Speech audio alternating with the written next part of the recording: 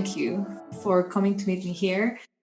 It means a lot to me. Last time I checked, there were about 38,000 downloads of this podcast, and it just blows my mind that there are so many of you listening.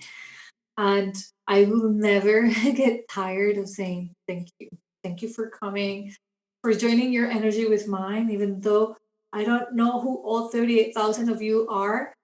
I would love to. So if you are not following me inside Instagram, I am under the handle Olga's that way. Come say hi, introduce yourself. Honestly, you have no idea how excited I get when I hear from some of you.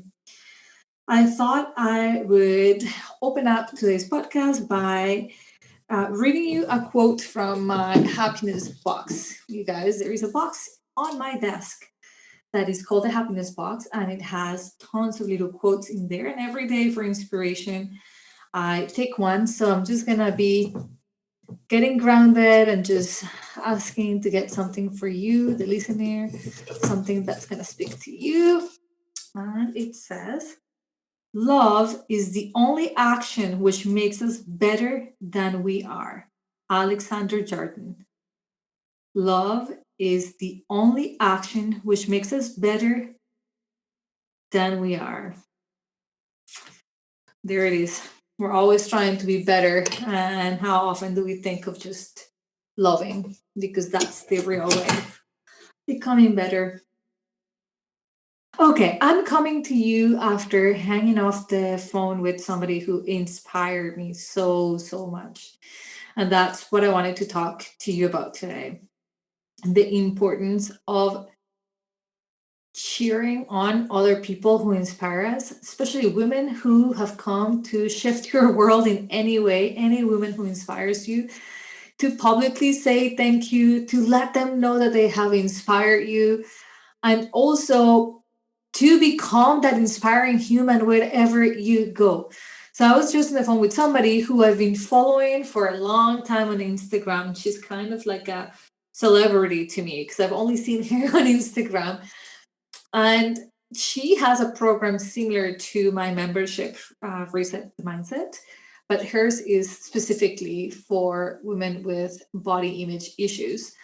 And I just been loving the kind of content and her presence throughout it all, how she's expressing what's in there. And because I've been wanting to make some shifts inside my membership, I thought it popped into my head. Maybe she can help me. Maybe she has some fresh ideas and she can just have some advice for me. I think most people, I immediately psych myself out of reaching out to her because why would she agree to meet with a complete stranger to talk business strategy? Can we agree that most people will feel threatened and say, no, thank you, you might be a competitor, I don't want to talk to you? Well, this same thought has popped into my head about 3 times this week, which, by the way, in my books, that means this message is coming from some other place. When a random idea pops into my head, and to be clear, not one that it feels like an anxious, intrusive thought, but one that is like, like could be a good idea. I just take it as a message from up above. When it's repetitive, I know I'm being asked to take action. So this specific person popped into my head, and I've been really following her work and feeling really inspired by the way she's reaching out to the lives of women and she's transforming women. And as somebody who's in this field, I obviously follow some people to get inspiration, to see how they're doing their work, to be curious, never for the purpose of comparing and undermining myself. That's not what CEO women do. We empower and we celebrate other women. And today, I was celebrating other women who are doing amazing work. And I just thought, excuse my language, fuck it. I'm just going to send a message. And worst case scenario, I won't hear back from her. She'll be too busy. She probably has people managing her social media. I won't hear from her. But I will never know if I can reach out to her if I don't take that action. So I decided to send her a message and I explained to her how I know her or how long I've been following her, how much I admire her, and straight out ask for what I wanted.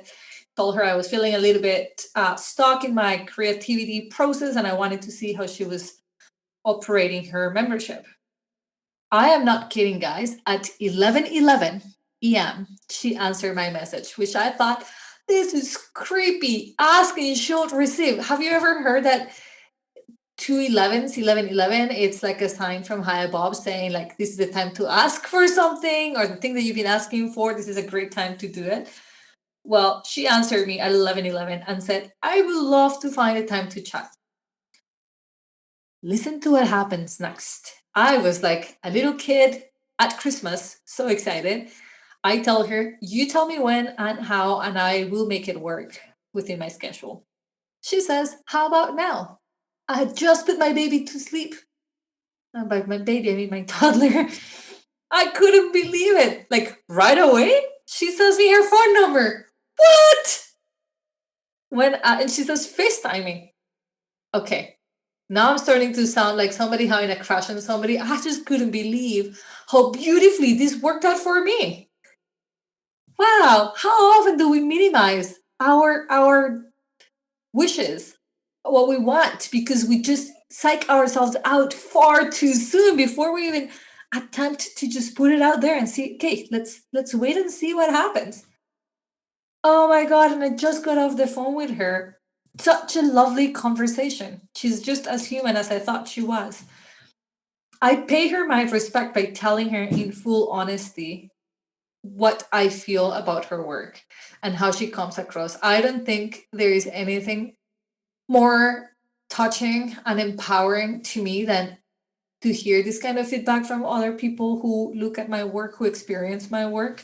Just yesterday, I was literally in tears hearing one of my coaching clients tell me how appreciative she is of the work we've been doing together and the tools that she's had, because she recently had to self coach herself through something incredibly painful. And she said to me, this would have been devastating for me before our work together. Anyways, she went on to say thank you in so many beautiful different ways. I just couldn't believe this was happening, that somebody had such a beautiful feelings for the work we're doing together. I'm getting emotional as I go back to that place of gratitude that I told myself it is so worth it to tell people when we appreciate them, that we do and why we do. So that's how I started my call with this lady. I could tell she felt touched, a complete stranger, just genuinely telling her, listen, I think your work is amazing. And I just love your openness to meeting with me to discuss the inside of your business when I am a complete stranger. And that's what I'm here to talk to you guys about. Let's just show up as the women who don't see competition anywhere. Nobody is a competitor to us, whether that's like in your intimate relationships, maybe you're jealous, you're the jealous type. Nobody is a competition to you. You are unique, and there's only one of you. And so, as long as you continue to be you, there is no real competition. I am in a saturated market. How many coaches are out there? So is she. And yet, her openness was matching mine of just saying, I'm an open book. Come. Do you want to know what I do? I'll tell you exactly what I do.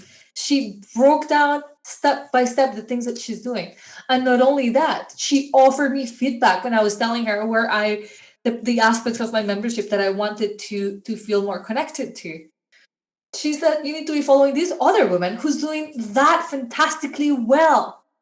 Again, let's be that woman who can openly, genuinely cheer up other women because they're doing a fantastic work. And it's not just business or career wise. Who around you is doing incredibly well at managing a difficult life moment? Who's doing really well at being a first time mom or just a mom, period, in a difficult time? Reach out to that woman and tell her how you view her. It is so powerful. And if you are shy, look at what I just told you.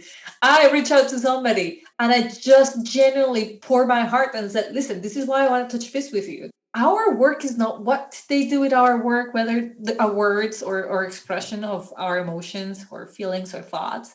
That's not what we're here for. We're here to express.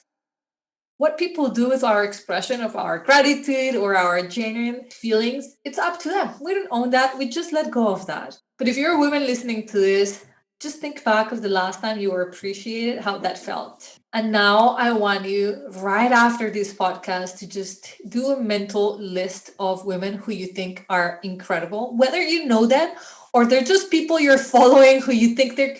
I follow this mom who just had twins that made her have 4 kids under 4. Every time she posts something with her children, I make the point to tell her, you are making motherhood look easy. You're doing a fantastic job. That's just what she inspires me. And why wouldn't I offer her that feedback? We don't have to be best friends for me to tell somebody that they're doing a great job, in my opinion, or that they look good with that color.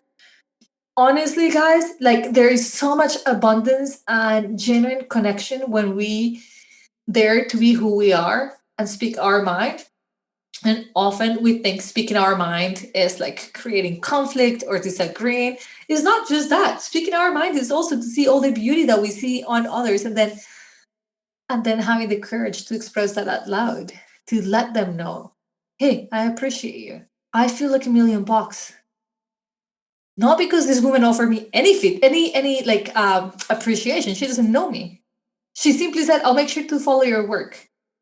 But what made me feel human and happy and on top of the world, wanting to come and share with you, is the fact that I followed through with my thoughts, that I was open enough to be vulnerable, to potentially be rejected, for this to go nowhere.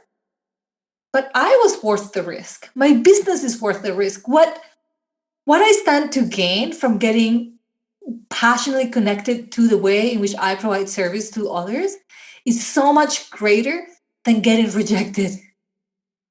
And that is always the case, guys. What we stand to gain by being vulnerable and expressing ourselves fully, it's so much greater than staying in fear. I read a quote recently that, although I'm not promoting anything specifically right now to you, spoke to me. We're so preoccupied with how much the book cost, the life coaching cost, but nobody's preoccupied with what would it cost me to make no moves from where I am today in a year time? What is the cost of that? What is the cost of quieting your voice one more year? Neglecting your needs one more year? Not moving one more year? What is the cost of that? So, anyways, this wasn't a super long podcast, but I was just really, really called to share this energy that I'm feeling right at this moment of gratitude, of abundance, of connectivity. And I wanted to encourage you to be the woman who encourages others, especially other women. What is this thing about like women are like catty and we just fight and we're jealous of each other? We're just putting other women down. Oh my God, I see the urge in me sometimes to be like, is that what you're having for breakfast? I want to judge people. I'm not going to sugarcoat it for you. I have fought against that instinct in me.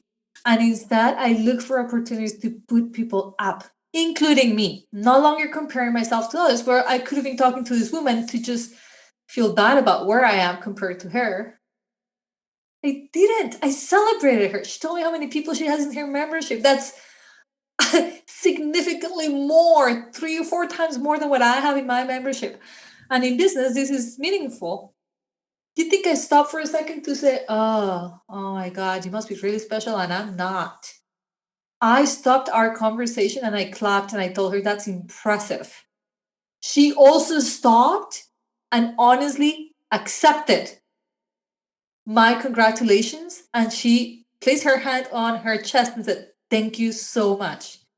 A heartfelt thank you. That's the other part. If somebody is telling you that they appreciate you, paying you a compliment, get in the habit of letting that in fully and appreciate that as well. I've mentioned this in previous episodes, but I used to be allergic to compliments. If you like my sweater and you said, Olga, I really like your sweater, I would immediately come up with a comeback. Not thank you.